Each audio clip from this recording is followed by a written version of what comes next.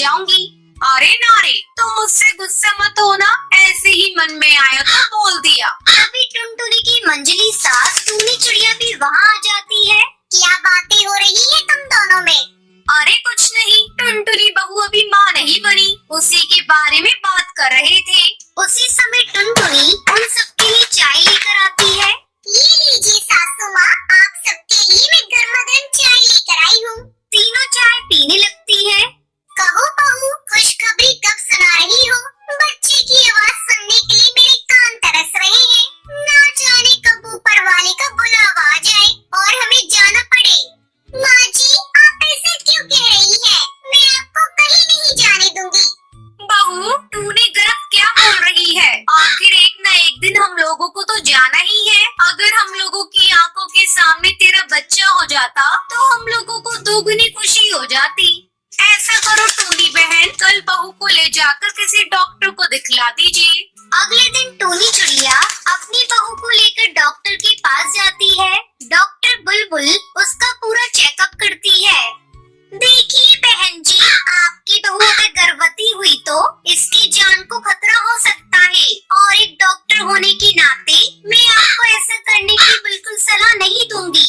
नहीं नहीं डॉक्टर, मैं अपनी बहू की जान को जोखिम में नहीं डाल सकती। तो बस एक उपाय है, अगर आप चाहें तो मैं आपको गर्भ धारण करने की सलाह दूंगी।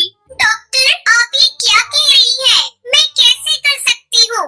आपको शायद पता नहीं, विज्ञान आजकल बहुत आगे बढ़ गया है। आप वैज्ञानिक ढंग से माँ बन सकती है। इस तरह आपकी बहू को बच्चा भी मिल जाएगा। टूनी चिड़िया घर आकर ये बात बबली कबूतरी और चमेली कौवी को बताती है। ये आप क्या कह रही है दीदी? आप पागल हो गई है क्या? बहू की जगह प्रेग्नेंट होंगी, क्या कहेंगे आस पड़ोस के पक्षी आपको देखकर? चाहे कोई कुछ भी कहे, मैं तो प्रेग्नेंट होकर रहूंगी। मैं अपनी बहू की जान जोखिम में नहीं डाल सकती। 2 दिन तक इस बात पर जोरदार बहस होती रहती है। अंत में टूनी चिड़िया डॉक्टर के यहाँ जाकर वैज्ञानिक ढंग से प्रेग्नेंट हो जाती है। इस तरह कुछ दिन बीत जाते हैं। एक दिन टुनटुनी की पड़ोसन हरी तोती उसके घर आती है। ये क्या टूनी चिड़िया, बहू की जगह तुम प्रेग्नेंट हो गई? तुमने तो लास्ट शर्म की सारी हदें पार कर दी। इस तरह कई पक्षी उन्हें ताने देते थे, लेकिन टूनी चिड़िया किसी की बात का कोई जवाब नहीं देती। देख लिया ना टूनी, पड़ोस वाले भी हमारे मुंह पर थूक रहे हैं। डॉक्टर का क्या है, पैसे लेकर किसी को भी माँ बना सकती थी, लेकिन तुम्हें तो समाज का ख्याल रखना चाहिए था। माँ जी, आप ऐसा क्यों कह रही हैं? ये तो मेरे लिए ही माँ बनी है। आप लोगों को इनका ख्याल रखना चाहिए। उल्टा आप इन्हें ही कोस रही है। तुझे बड़ा दर्द हो रहा है बहू, ऐसा कर, तू अपनी सास के साथ कहीं दूसरी जगह चली जा। हमें तो इसी समाज में जीना है और हम लोग इस तरह अपमानित होकर नहीं जी सकते। टुनटुनी चिड़िया अपनी सास टूनी चिड़िया को लेकर अपना अलग घोंसला बनाकर रहने लगती है। जल्द ही टूनी चिड़िया एक अंडा देती है। अंडे देखकर टुनटुनी बहुत खुश होती है। कुछ दिनों बाद उस अंडे से एक छोटी सी बच्ची बाहर आती है। ये ले बहू, आज से ये बच्चा तेरा है, तू ही इसकी माँ है। टुनटुनी बच्ची को प्यार करने लगती है। धीरे धीरे वो बच्ची बड़ी होने लगती है और दिन भर टुनटुनी के आगे पीछे घूमने लगती है। ये देखकर टुनटुनी फूले नहीं समा रही थी। वो अपनी सास टूनी और अपनी बेटी के साथ खुशी खुशी रहने लगती है। टुनटुनी नाम की धोबन अपने पति बंटी के साथ धोबी घाट पर काम किया करती थी। टुनटुनी और बंटी की जिंदगी में खुशियों की कोई कमी नहीं थी। उनके पास जितना अनाज होता था वो उसमें गुजारा कर लेते थे। एक दिन बंटी अपनी पत्नी टुनटुनी को कहता है, टुनटुनी, जब से तुम मेरी जिंदगी में आई हो, मुझे ऐसा लगता है मेरे सारे दुख और दर्द कहीं चले गए हैं। हाँ जी, ये तो आपका बड़प्पन है।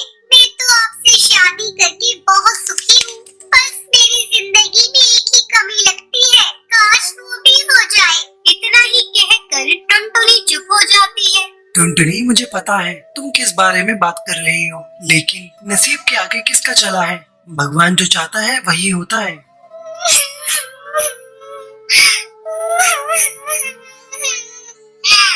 मैंने कभी किसी का बुरा नहीं किया, फिर क्यों भगवान ने मुझे बांझ बना दिया? क्यों मेरे पास कोई भी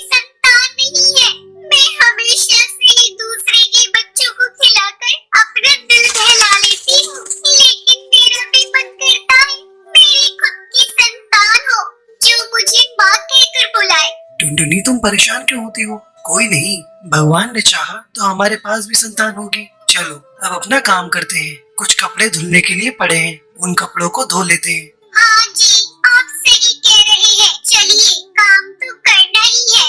टुनटुनी जाकर कपड़ों का गट्ठा खोलती है और उसे देखकर रोने लगती है।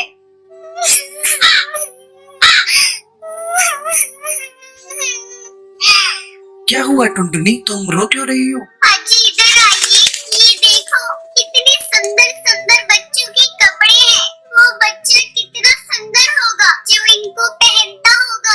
मेरे घर में भी अगर कोई बच्चा होता तो मैं भी उसको ऐसे ही सुंदर सुंदर कपड़े पहनाती। उन कपड़ों को देख टुनटुनी की आँख के आंसू मानो रुकने का नाम ही नहीं ले रहे थे।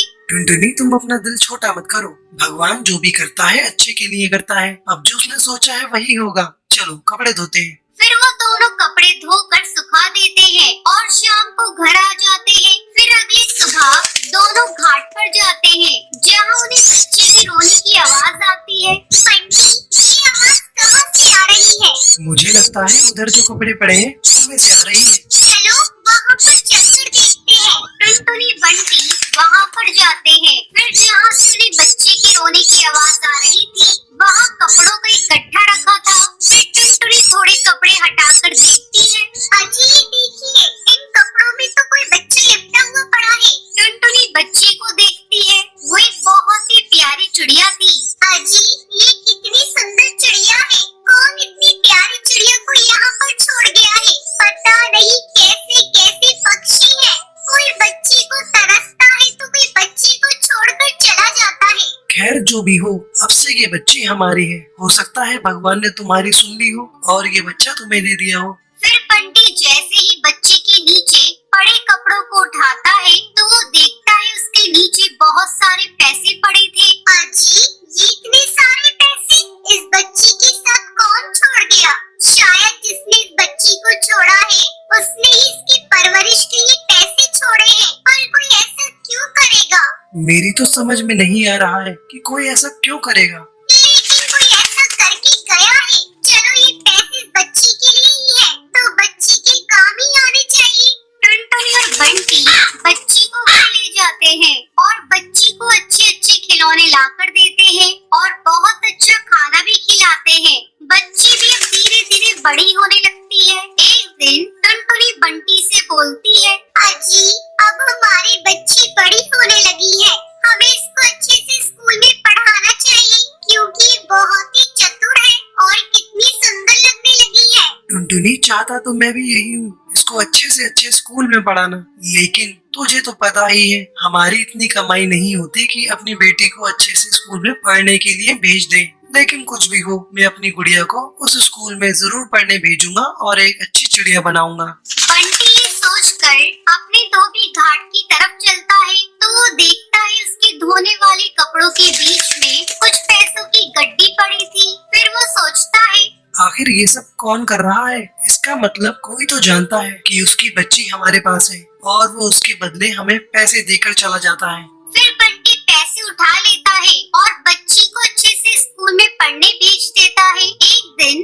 बंटी टुनटुनी से कहता है, टुनटुनी पता नहीं, जब भी हम पैसों की बातें करते हैं या उसकी जरूरत होती है तो कोई हमारे कपड़ों में पैसे छोड़कर चला जाता है। लेकिन ये सब कर कौन रहा है? हमको उसका पता लगाना पड़ेगा। अजी आप सही बोल रहे हैं, इसके लिए हमें कुछ न कुछ तो करना ही पड़ेगा।